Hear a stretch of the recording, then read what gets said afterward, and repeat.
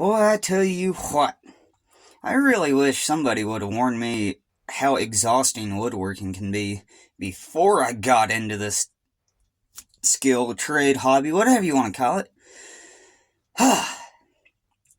Especially sucks now that I've got this back injury.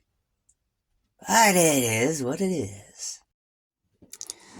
Been working on this here paper towel holder.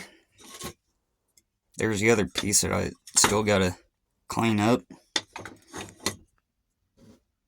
It's supposed to sit down in there something like so, but still gotta get that cleaned up. Anywho, stay.